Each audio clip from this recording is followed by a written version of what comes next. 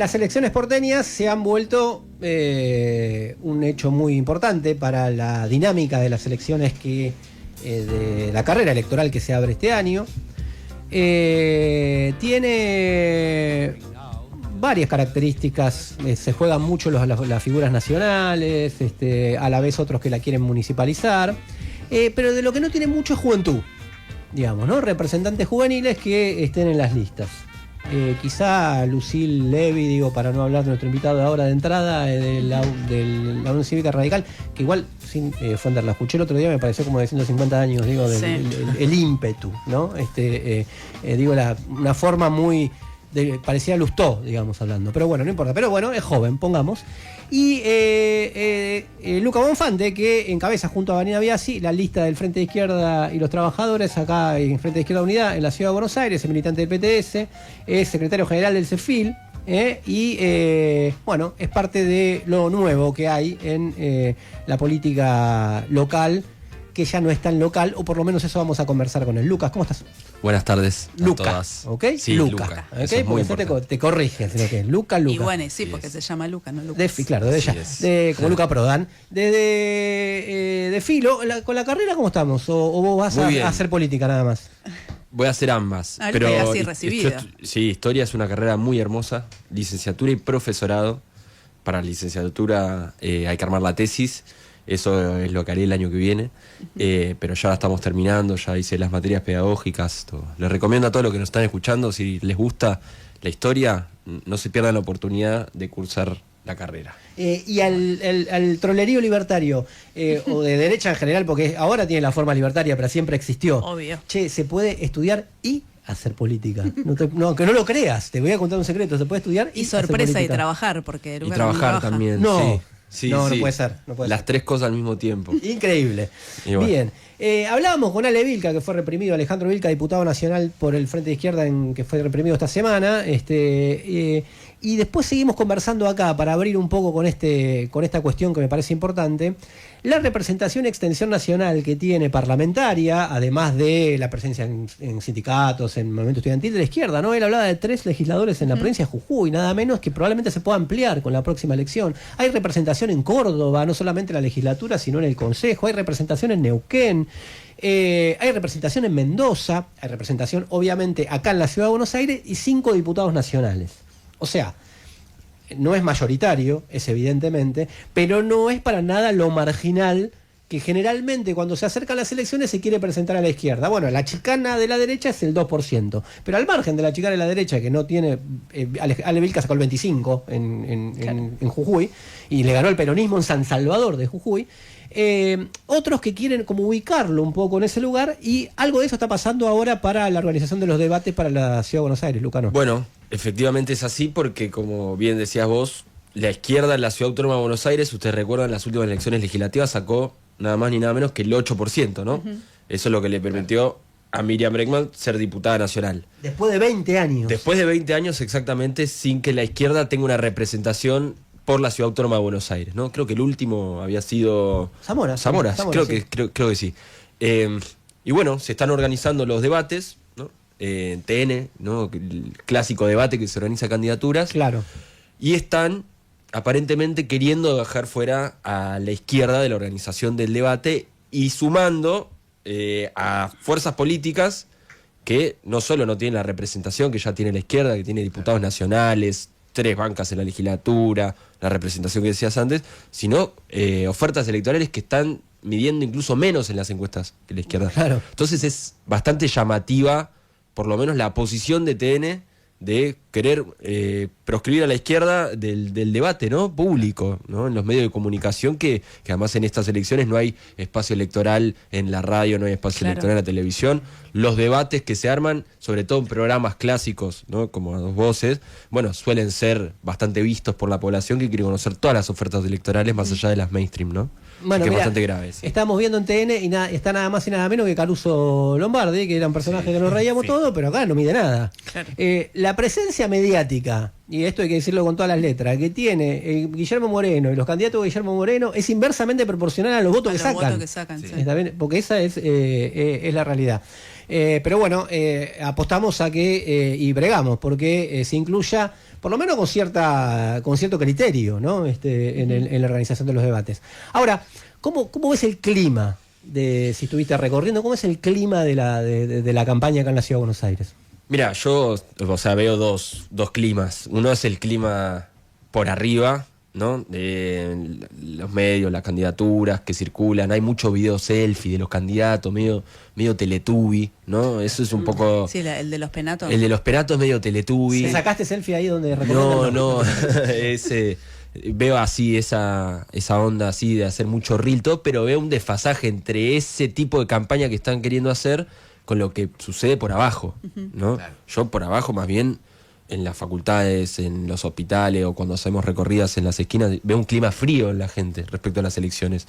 No veo el clima político electoral totalmente instalado en la sociedad, en el sentido de liberación colectiva permanente de, bueno, la situación política, de los debates que dice cada uno, que dice tal, que dice quién.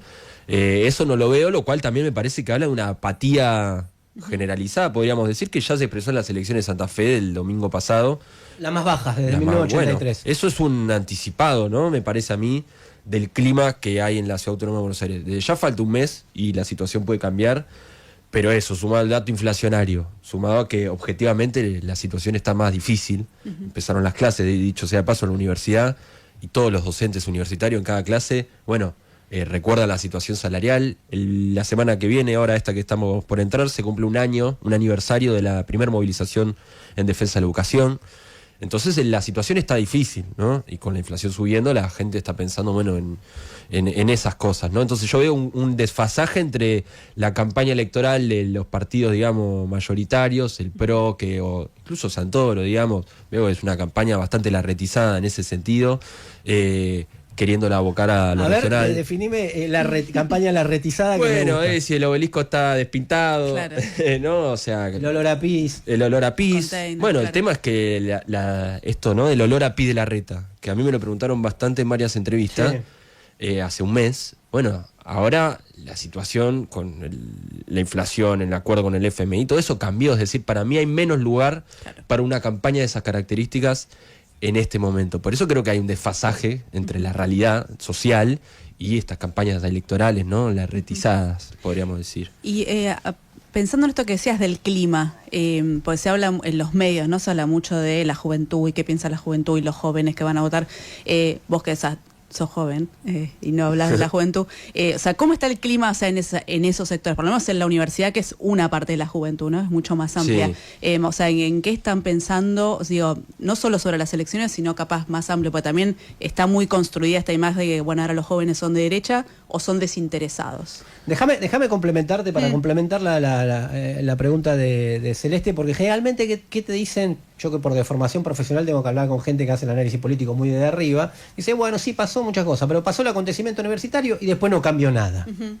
Te complemento con ese comentario que se hace. Bueno, ¿no? Es una buena pregunta porque efectivamente está sobreeditorializada la juventud, ¿no? Claro. Hay muchos análisis.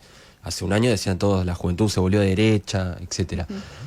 Pero yendo a lo concreto, se expresaron distintos fenómenos o cosas que por lo menos ponen en discusión esa definición.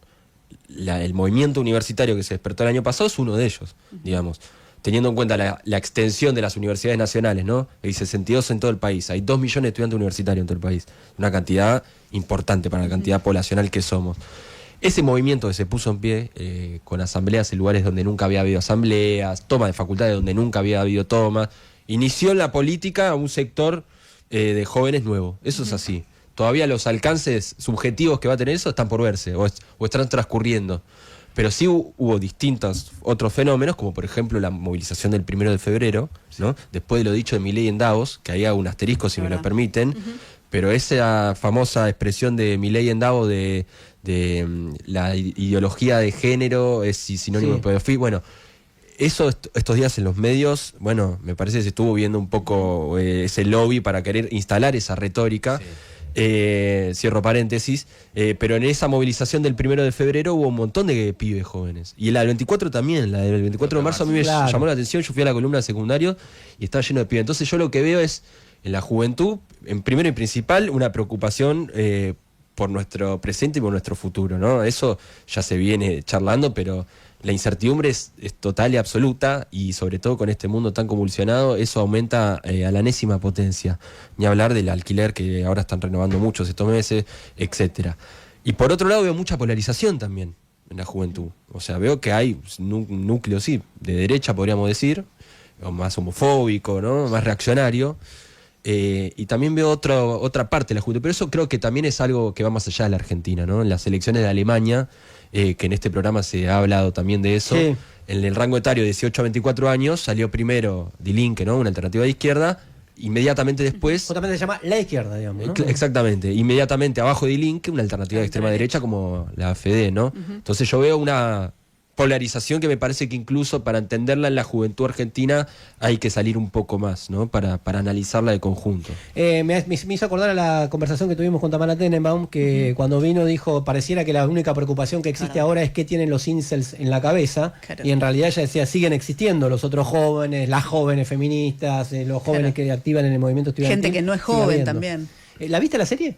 La vi la serie, sí. ¿Qué te generó? A mí, bueno, a mí me impactó mucho el capítulo de la escuela. Ahí fue como brutal eso, ¿no? Capítulo 3, ¿no? No, el 13 creo que es el de... No, el de la psicóloga, capítulo 2. El de la psicóloga, verdad, es el segundo de la escuela. Son 4, ya tienen. En términos actorales es excelente el capítulo 3.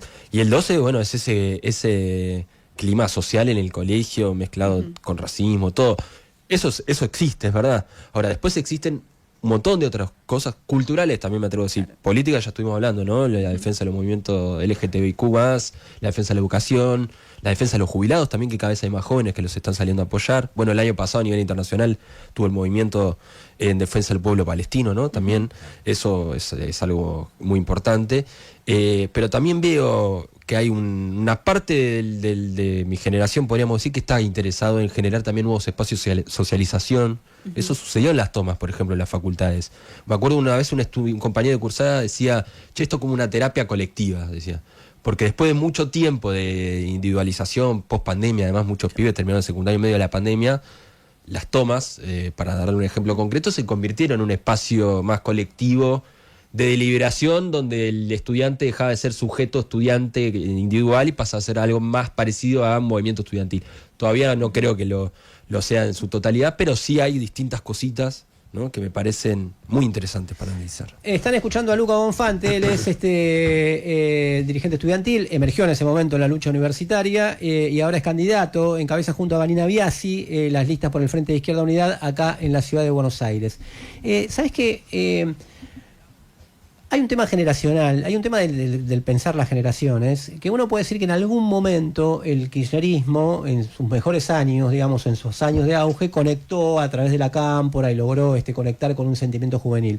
Ahora después fue como envejeciendo, los mismos representantes fueron como envejeciendo, e inclusive en su propio discurso siempre fueron en general moderados, pero moderándose aún más, ¿no? Porque también le pusieron primero en Saurralde, después tuvieron que militar a Sciole, después tuvieron que militar a Massa, después tuvieron que militar a Alberto Fernández, y ahora no sé qué. Pero fue como el último gran fenómeno juvenil, ¿no? Y en última instancia con cierta competencia con la izquierda y con cierto bloqueo de la izquierda, ¿no? ¿Cómo los ves ahora, después de todas esas experiencias? Primero y principal veo lo que vemos todos, que es una interna a cielo abierto, que muy pocas personas entienden, y ni hablar de la juventud, digamos. No queda claro el contenido de esa discusión interna, más allá de la fecha electoral, digo, pero no queda claro más allá de la excusa formal. Exactamente, no queda claro si es una discusión de proyectos, ¿no? Que podría serla, bueno, no. Las grandes discusiones del país no están en debate en esa interna. Por ejemplo, no hay un ala que cuestione el FMI y desconocer o no la deuda, digamos. Sería interesante, quizás, un debate de esas características. Pero yo veo un desfasaje ahí entre lo que sucede el peronismo y lo que pasa, y en general en la juventud creo que no enamora. Creo que eso es una definición. El peronismo no tiene con qué enamorar, digamos. Y se ve también en sus candidatos en la Ciudad Autónoma de Buenos Aires. Leandro Santoro es una persona que se bajó del balotaje en el año 2023, digamos, para disputar la candidatura a jefe de gobierno, y está asociado a Alberto Fernández. Yo cuando hablo con cualquier estudiante me dice, ¿y Leandro Santoro? Sí, es el que le paseaba el perro a Alberto Fernández. Está más asociado a algo de tibieza. También, hablando del FMI, en el año 2022, ustedes se acuerdan mejor que yo quizás, pero se trató el acuerdo con el Fondo Monetario Internacional en el Congreso. Sí. Leandro Santoro llamó a votar a favor en nombre de la relación de fuerzas, en nombre de la ética de la responsabilidad, en nombre de la ética de la gobernabilidad. Bueno, yo creo que eso en la juventud no garpa, digamos, porque ya estamos en el número 23 de acuerdo con el FMI y ya sabemos cómo es la historia. Entonces, yo creo que en ese sentido esta alternativa, que además se cambian de color, ahora es verde, ¿no? Van cambiando el brand. Cambian el nombre. Cambian el nombre. Claro. Bueno, eso es interesante, esto de cambiar el nombre, porque yo estaba viendo las listas, ¿no? Las alianzas de las últimas elecciones hasta ahora, y la única que sigue manteniendo el nombre es el Frente Izquierda. Claro. Bueno, eso es interesante. Todas las demás tienen que cambiarse el nombre, cambiar el color, sacarse el azul, ponerse el verde, hacer estos videitos medio Teletubby. Bueno, no. En ese sentido, para mí, entre tanta fragmentación, que la izquierda haya mantenido la unidad, me parece algo bastante destacable, ¿no? Y a remarcar, sí. Vos sabés que nosotros hacemos un programa imparcial en una radio imparcial. Siempre sí, me di cuenta. Tratamos de equilibrar un lado y el otro. Todas las voces. No estamos muy. Todas las voces.